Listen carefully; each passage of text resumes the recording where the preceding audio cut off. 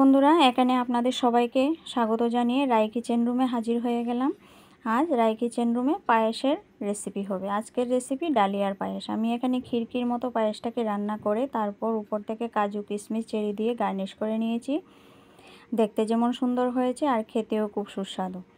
এখানে নিয়েছি 200 গ্রাম পরিমাণ ডালিয়া, নিয়েছি তেজপাতা, এলাচ, কাজু, কিশমিশ। এবার ডালিয়াগুলোকে ভালো করে ধুয়ে জলটা ঝেড়ে নেব। আমি ডালিয়াগুলোকে ভালো করে 2-3 বার ধুয়ে তারপর জলটা একটা ছাকনাতে ঝেড়ে নিয়েছি। তবে অবশ্যই করে ডালিয়াটা জলে দিয়ে খুব ঝটপট করে জলটা ঝেড়ে নিতে হবে, নইলে একদম নরম হয়ে যাবে।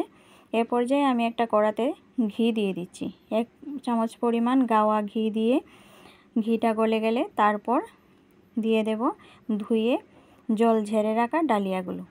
এবার ঘিটা গলে গেছে, দিয়ে দিচ্ছি ধুয়ে রাখা ডালিয়াটা দিয়ে আমি খুব ভালো করে একদম ভেজে নেব।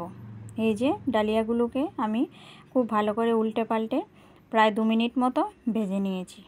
এবার এ পর্যায়ে দিয়ে দেব আমি আগে থেকে জাল করে ঘন করে রেখেছিলাম দুধ, সেই দুধটা।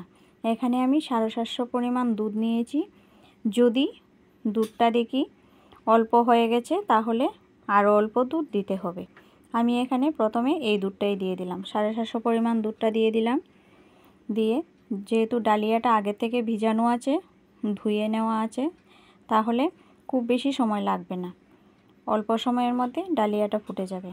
এখানে ডালিয়াটা দিয়ে নেড়ে চেড়ে আমি মিশিয়ে দিলাম। এবার মনে হচ্ছে আরও অল্প দুধ দিতে হবে, তাই আমি আরও 500 গ্রাম মতো দুধ দিয়ে দিয়েছি।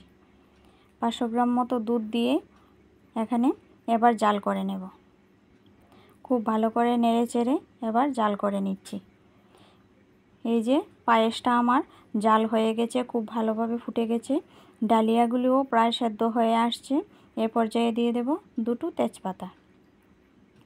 ডালিয়াটা সেদ্ধ হতে বেশিক্ষণ সময় লাগবে না, যেহেতু দিয়ে দিলাম তেজপাতাটা দিয়ে আরও কিছুক্ষণ জাল করে নিয়েছি। দিয়ে দিলাম 3টে এলাচ। এবার দিয়ে দেব কাজু আর কিশমিশগুলো দিয়ে দিলাম, আর দিয়ে দিচ্ছি কাজুগুলোও দিয়ে দিয়েছি। আপনারা চাইলে কাজু আর কিশমিশটাকেও ঘিয়ে ভেজে তারপরে দিতে পারেন। আমি এখানে কাজু কিশমিশটাকে হালকা ধুয়ে দিয়ে দিয়েছি। দিয়ে দিচ্ছি 1 কাপ পরিমাণ চিনি। 1 কাপ পরিমাণ চিনিতে আমার হয়নি, যদিও পরেও আবার দিয়েছিলাম। এবার চিনিটা দিয়ে আরও অল্প সময় জাল করে আমি নামিয়ে নেব। আপনারা চাইলে এখানে বাতাসা বা আখের গুড় দিয়ে করতে পারেন, আমি চিনি দিয়ে করে নিয়েছি।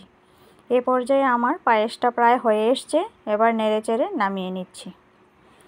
পায়েসটা এর চাইতে বেশি যদি একদম দুধটা টেনে যায় তাহলে একদম শক্ত হয়ে যাবে, তাই আমি হালকা ভারী আর হালকা পাতলা করে পায়েসটা নামিয়ে নিচ্ছি। কারণ ডালিয়াটা খুব টানে, দুধটাকে অনেকটা ফুলে যাবে, তাই ডালিয়ার পায়েসটা করে নামিয়ে নিচ্ছি। একদম খিরকির আঠালো পায়েসটা হবে ঠান্ডা হয়ে যাওয়ার পর। এই পর্যায়ে আমি নামিয়ে নিয়েছি। দেখুন পায়েসটা দেখতে কি সুন্দর হয়েছে, আর খেতে তো দারুণ হয়।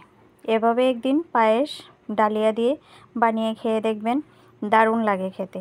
আর যদি ভালো লাগে তাহলে কমেন্ট করে জানাবেন। ধন্যবাদ পুরো ভিডিও